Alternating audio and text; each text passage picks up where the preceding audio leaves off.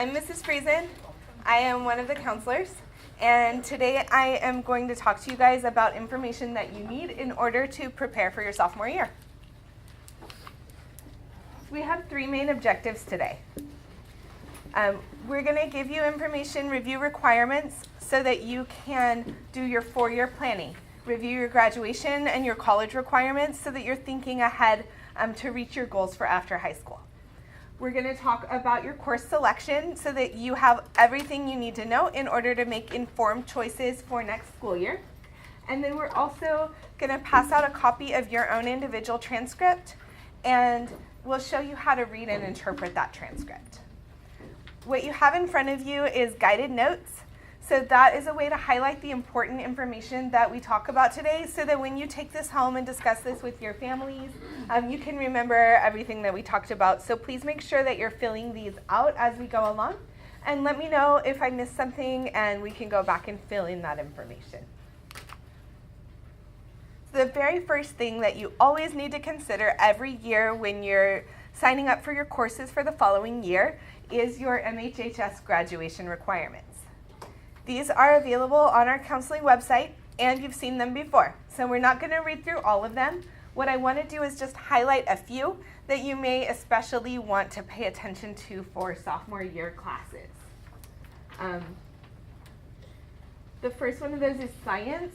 You do need 3 years of science, 1 life science, and 2 physical sciences. So your life science would be biology, and your physical sciences would be something in the area of chemistry, physics, or integrated physical science.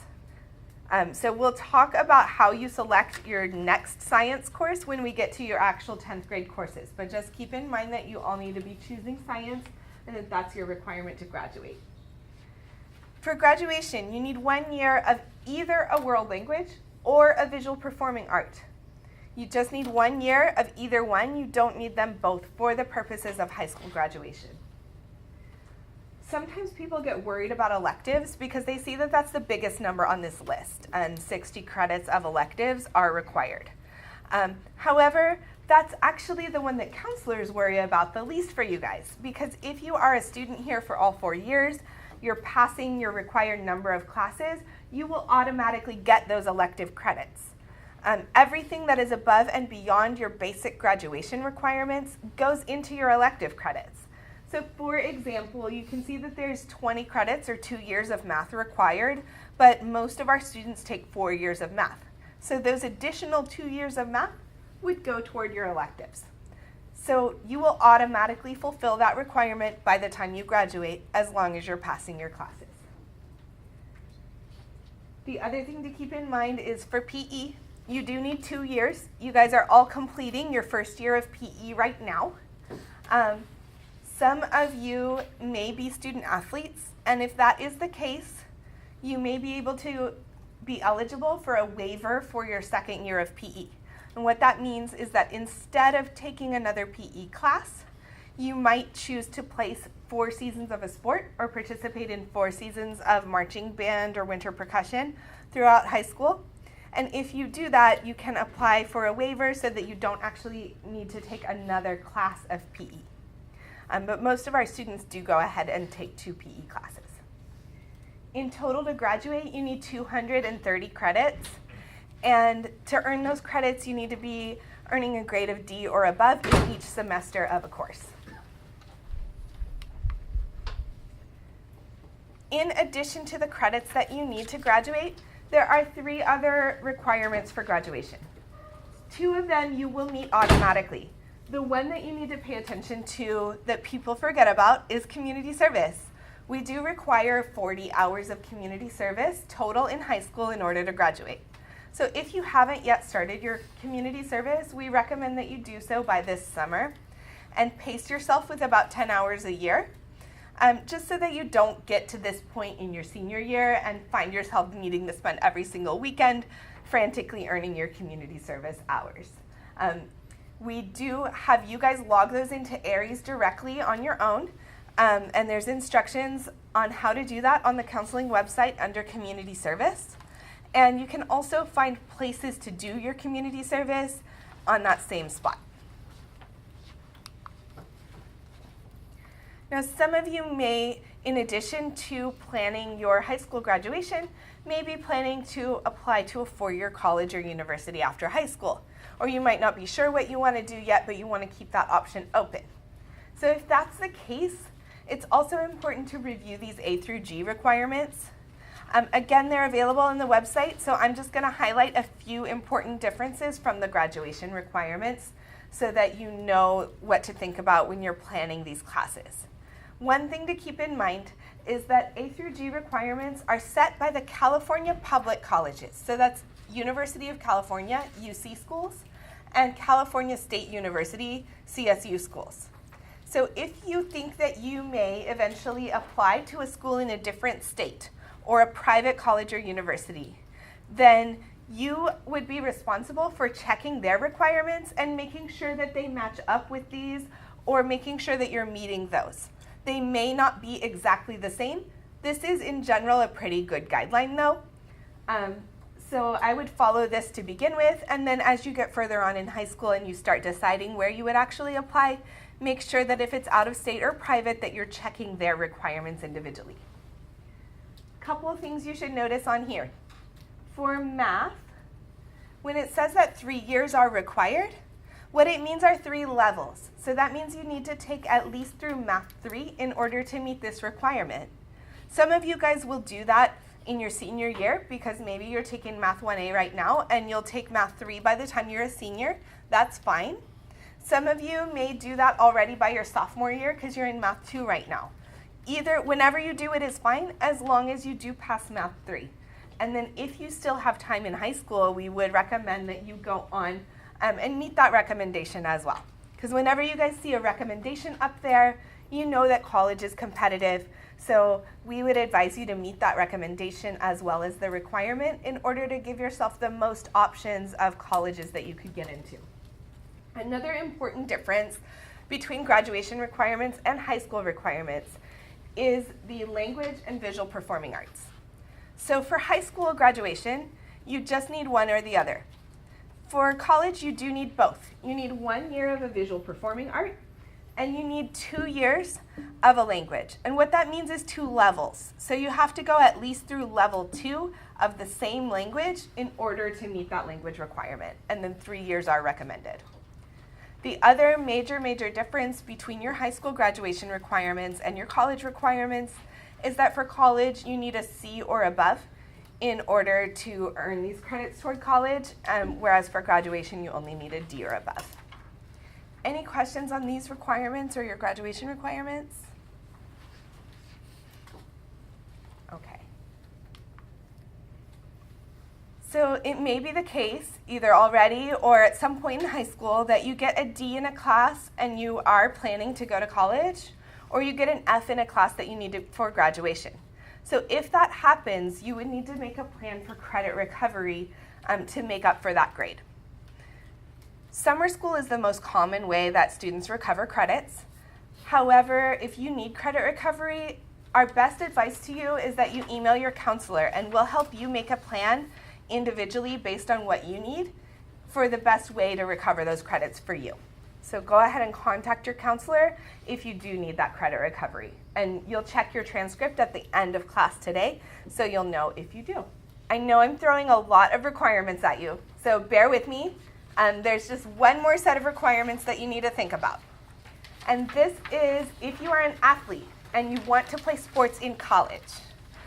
There's a set of requirements set by the NCAA for all athletes that are planning to compete at the college level. And with the other requirements we talked about, I was able to just show you a quick and easy chart. You can look at it, say, oh, I need 3 years of this, I need 2 years of that, I get it. NCAA is different. Their requirements are pretty complex.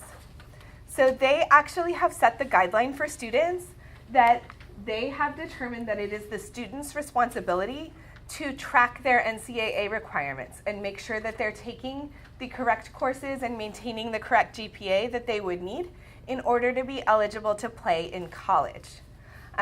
So we do have an NCAA section on the counseling website for you to get started in researching those requirements. And if you are an athlete, we recommend that you look into that right now so that you're planning your courses each year according to these requirements.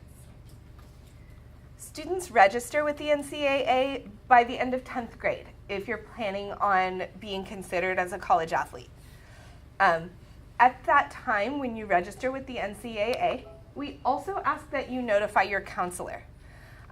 Because our job as counselors is to help you reach your goals for after high school. But the only way that we are able to help you reach goals is if we know what your goals are. So if you are registering with the NCAA, it's important that you also let us know that you're planning to play. Because our role in this process is to assist you in meeting those academic requirements. And like I said, they are complicated. And we have helped hundreds of students with this, whereas for you it will be your first time ever dealing with these requirements. So if you let us know, we can help you figure out if you're on track or if you're not on track. So even though it's your responsibility, we want to help you out with that. But we can only do that if you tell us about it. Make sense? All right. So let's talk schedule for next year. You guys know that our standard schedule here is taking 6 classes plus 1 flex period. We designed it that way in order to allow you guys to create balance in your life and lower your stress. So if you take 6 classes a year, you have plenty of time to get the credits that you need for graduation and take all the courses that you need to meet your college requirements as well. And then that flex period allows you some time to lower your stress and have time to complete homework so you're not taking it all home with you at night. However, some of you guys will choose to take 7 classes, and that's fine. You're allowed to do that, but please just keep in mind from a time management perspective that if you do that, you will have more homework and you'll have less time to complete that homework. So it's important that you make sure that you have time in your schedule to do that if you need to. We do guarantee that you will all get at least 6 classes in your schedule. If you request 7, we will try to give you those 7, but we can't guarantee it. So here's what you're actually taking in 10th grade. You guys have a choice between English 10 and Honors English 10, and we're going to talk about how to choose Honors versus regular in just a few minutes. For history, you have actually 3 history choices for next year. You have your regular world history course, and then you have 2 different AP course choices, AP World History and AP Human Geography. The thing to keep in mind is that AP classes are the next level up from honors classes. So you can anticipate a lot of work and very high expectations in that class. For the AP History courses in particular, only sign up if you really enjoy a lot of reading and a lot of note-taking. You can expect more notes than you have ever taken before in your life in these AP courses. You can read about the difference between those 2 courses in our course catalog and read the specifics of any of the classes we offer in our course catalog. It is available online on the MHHS counseling website as well. For math, you have anything from Math 1B all the way through Math 3 that you can go ahead and sign up for. We do have a few freshmen who are currently in Math 3. If you're in Math 3 and you need a higher level math, email your counselor and we can input that into your course request for you, because the only maths that you will be open to sign up for is Math 1B through Math 3. Okay, science. Science gets complicated, you guys, so bear with me. Think about the science and the math that you're in right now and the grades that you had at the first semester. So if you are currently in biology, then you have a couple different choices. If you like science and you think that you may end up pursuing some kind of math or science major in your future, then we would recommend that you take chemistry next year as your next science, or honors chemistry, depending on your grade. If you are in biology right now, but science isn't really your favorite thing, and you know that you're not going to study that in college, but you just want to go ahead and get your college and high school requirements out of the way for science, then you might want to consider taking physics in the universe next year and taking chemistry the following year.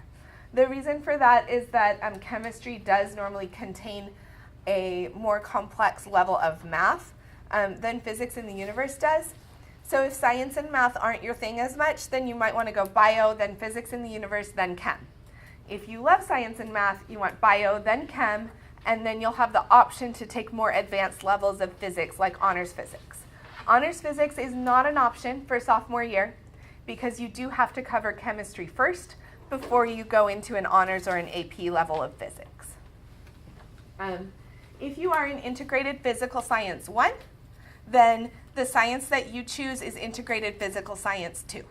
So that one is more straightforward. You can always, if you're unsure, consult with your science teacher and with your counselor, and we can look at your individual course path and talk about your goals and help you choose a science class if you're confused about what you should choose. For PE, you guys have tons of options. Your options aren't even all listed here because of limited space. The main thing to know is that if you are an athlete, we advise you to talk to your coach about what PE class they would advise. If you are someone who doesn't really enjoy PE and you're just trying to meet that requirement and get it over with, Lifetime Fitness would be a great course for you because it is designed for non-athletes who are just trying to learn the skills to remain fit in life, and that is usually best for students who don't love PE. For your electives, you guys have all kinds of choices.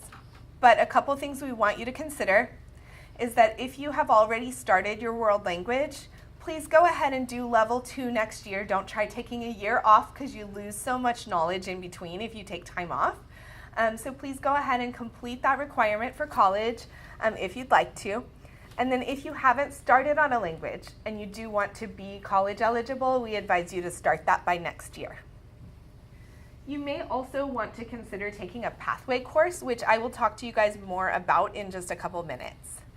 The main thing to know for your electives is that please, please, please, you guys, you must give us alternate choices.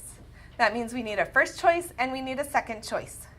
We need that for all your electives, for all your PE courses, and then we also need that if you are signing up for an AP history course, we need your alternate choice. We don't need that if you're signing up for a regular history course, and we don't need it for your regular core courses. But we do need it for PE and electives. Just in case your first choice doesn't work out for some reason, we want to make sure that we're putting you in something else that you would actually like to take. Questions on these classes? Yes? If we're pursuing a pathway, do we still have to add like an alternate choice? Yes. Pathway requests are still course requests, so we want to make sure there's a second choice in there as well. Okay, let's talk honors and AP, my friends.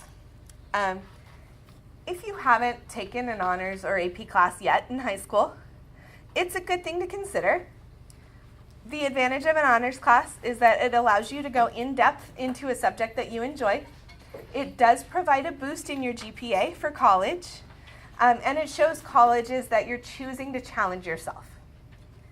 However, we normally advise you to only choose an honors or AP course if you think that you have the time and motivation to dedicate to earning an A or a B in that course. If you don't, then colleges would think that you're challenging yourself a little more than you're ready for if you end up with a C or below in that type of course. So we recommend a maximum of 2 honors and AP courses per year. And the reason that we do that is to allow you to balance your time. 2 honors and APs are enough to show colleges that you are challenging yourself and you're choosing rigorous coursework, but not so much that you will get overwhelmed and lose a lot of sleep and feel a high level of stress. I can tell you guys that in my office, usually in August, nobody is particularly stressed. But if they're taking more than 2 honors and APs, that stress really starts to hit around November, leading up to Thanksgiving break. That is when a lot of tests and projects become due, and you can see that finals are around the corner. And that is our #1 time in the counseling office that we see lots of tears. I do have tissues, I have chocolate. You guys are welcome to come and cry in my office. That's fine, but I'm sad for you. I want to help you make good choices so that you don't end up crying in November, right? So one of the ways that you can make those wise choices is by not overloading yourself with honors and AP courses. So let's talk about course requests. Course requests are the things that you are entering into Aries starting right now all the way through February 18th. We call them course requests for a reason, because we do our very best to give you guys your first choice of classes. Believe me, my life is much happier when my students are happy because they have the schedule that they want and I'm not getting any angry emails from parents. It helps everyone when you get your first choice of schedule. That having been said, sometimes classes get full or conflict with one another in the day, or sometimes we offer a course and not enough students sign up, so then we have to cancel it. So that's why we ask you for those alternate choices. Please do keep in mind that the classes you're entering into Aries right now are requests. And while we do try to grant those, we do not guarantee that anything you're requesting right now is what is going to show up in your schedule in August. Hopefully it will match pretty closely, but we just can't guarantee 100%. So you do pick up your schedule at walkthrough registration in August. At that time, you will find out what classes you got into, the order of your classes, the teachers of your classes. If you're on vacation and you miss walkthrough, unfortunately, we're not allowed to release that schedule by email or by phone, so you would need to come to the makeup walkthrough day or pick up your schedule on the first day of school. At that time, when you see your schedule, you might feel really happy, or you might feel like, oh, there's some changes I want to make. So I wanted to take just a minute to address course change requests with you guys. You guys have the first 2 weeks of every semester to request changes to your classes. And we do grant those changes on a space available basis, meaning if there's room in the class to make that change you want, we do try to give that to you. However, our schedule change policies do not allow us to change the order of your class periods or your teachers. So those are requests that will always be denied because of our schedule change policies. And one of the most common requests that we receive is from student athletes or people who are really involved in extracurricular activities saying, hey, I want to take AP World History, but I missed 6th or 7th period for my sport a lot. So can I please have that earlier in the day? I definitely get the motivation for making that request. However, we do have an academic day from 8 to 3:30. And so within those hours, your classes can fall within any order. And if you're missing any time between 8 and 3:30, it's your responsibility to work with your teacher and make up that time and talk to them about anything that you're missing. We cannot organize your schedule to allow for you missing part of the academic day, unfortunately. So as far as elective changes, level changes, we are happy to entertain that type of request, but please keep in mind that we actually build the classes that we offer based on what you request in February. So for example, if 100 of you request to take AP World History, then we're gonna build 100 spots in AP World History. If 10 more people wanna add it in August, but nobody wants to drop it, then we have to say no to those 10 people because there's no space in there. So we want to give you those changes, but we have to wait and see if there's space available.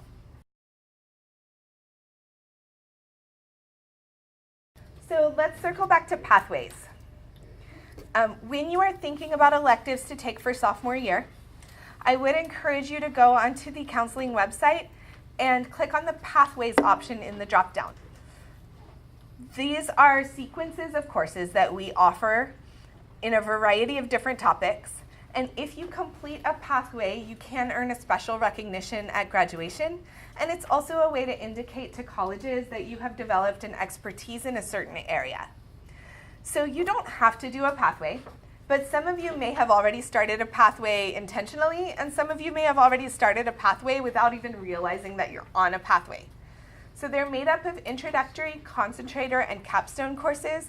And what that means is that the level of the courses increases throughout high school.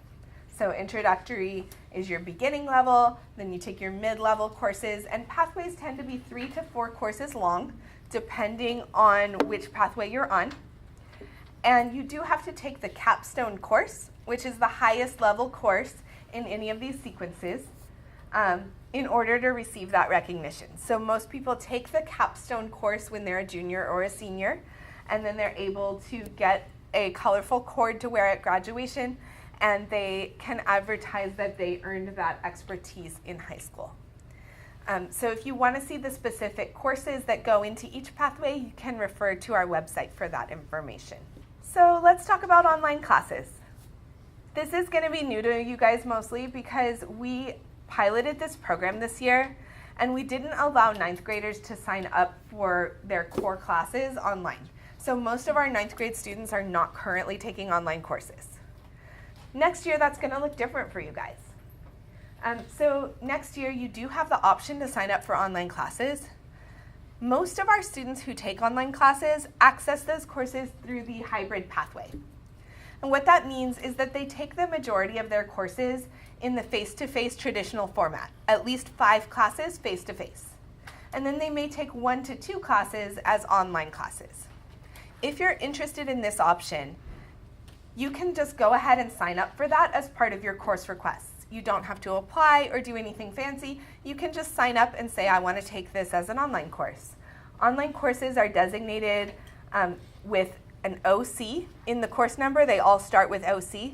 So that's how you can be sure that you're actually signing up for the online course versus the face-to-face course. And I'll give you a list before we leave today of all the classes we offer with the course numbers next to them, so that will help you when you sign up for your courses online. Thing to consider if you're thinking about an online course is you know yourself as a learner.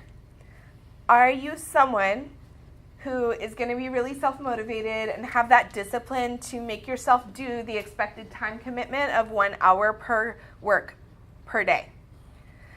Or are you someone who easily gets distracted or tends to procrastinate, and maybe you'll watch YouTube instead of doing your online work, and then that piles up on you? So if you're someone where if there's no one watching you and keeping track, you know that you won't get that work done, don't sign up for an online class. If you're someone who works really well independently and you enjoy having that flexibility in your time, then online might be something you want to consider. There is another option as far as taking online courses, and that is if you want to take the majority or all of your courses online. If you want to do that, there is an application process for our online pathway, just because it is an important time management piece to that, and we want to make sure that we're working with you and your families to make sure you're ready to take that on. So there's information about our online pathway under the academics section of the MHHS website, and the link to the application is there as well. So if you want to access most of your classes online and maybe just take 1 to 2 electives on campus or even nothing on campus, the advantage of that schedule is that you have that flexibility in your day when you're not necessarily on campus all day, but you are still our students, so you can still participate in sports and extracurricular activities just like you can when you're attending. So here are the important dates that you need to know. The scheduling window is already open right now, and it's open all the way through February 18th. So you have about 2 weeks to go on your Aries portal and sign up for your courses. If you don't sign up for your courses within that window, they will be selected for you. So I really advise that you all take a few minutes and go ahead and register for the courses that you want. Counselors at this time are presenting in classrooms a lot. We have around 70 presentations on these topics that we're doing, and each one of them takes an hour. So as you can imagine, it's harder to find us in our offices at this time of year than it normally would be. So if you have questions about your schedule, please do not make an appointment with us. Please come to a scheduling lab. We have set aside this time to make sure that you all have access to us to ask all your scheduling questions. So we have 2 coming up next week, on February 12th and February 15th. And we will be in the Learning Commons during Success and lunch. And you can come by, and we're happy to go over all your individual scheduling questions with you at that time and help you select the right courses for you.